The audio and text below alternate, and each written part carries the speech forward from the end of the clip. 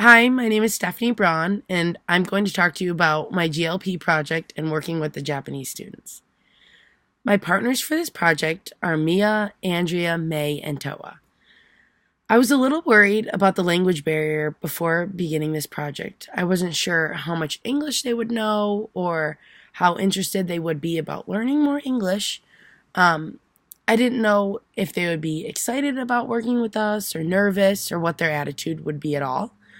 But playing games with them on Sunday was very fun, as well as seeing their reactions to American culture. It was very funny to see the different ways that the Japanese students react in regards to the little things that Americans knew about Japan.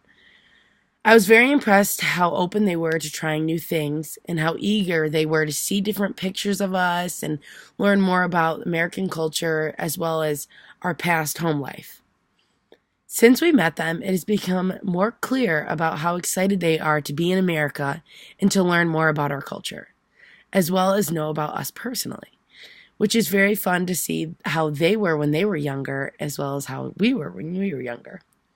We are contacting one another through an Instagram group chat, which has been a little bit difficult, but we are working on communicating more and more efficiently. We worked on our scheduling Tuesday in class and had planned to meet today at Erickson just so they had a familiar place. But unfortunately, I'm not sure if it was the lack of communication or if they had mixed up their scheduling, but they had forgotten, and me and Mia, unfortunately, Andrea couldn't make it. But me and Mia were waiting, trying to get a hold of them. Luckily, we did, and they came only a few minutes late. But I was very impressed with how dedicated they were to come and work with us on the project, which is really cool to see, and to see how excited they were about learning more about the Michigan State students' perspectives about Japan. It was very interesting for me to see them interact with one another in Japan, in Japanese. We would see them converse in Japanese and then spit back a little bit of English to us, and we would use our hands and communicate.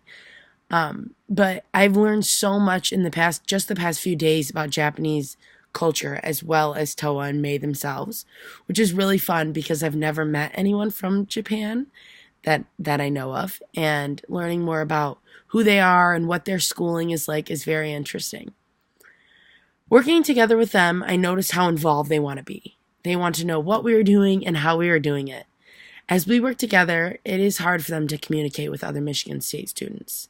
So, Mia, and Andrea have taken a bit of the lead, but allowed them to still ask questions to our participants and react and interact with them in different ways as well.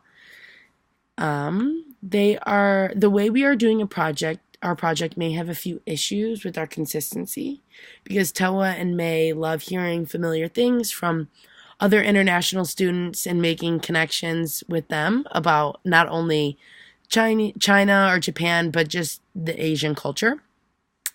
And this is one way also that makes our project better. So as we converse with the participants, we can only get so much from them. And when May and Toa converse with them, they are so curious and ask questions and find so much more about what MSU students know about the Japanese culture.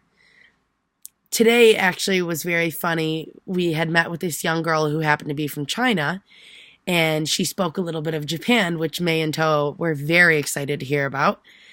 As we finished up our questionnaire, we had left the young girl to be, and we walked away, and May and Toa were like, wait, and ran back to this young girl to ask her a few more questions and get her phone number because they thought she was a very, very nice young girl.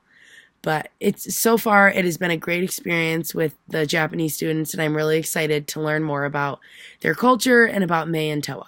Thank you.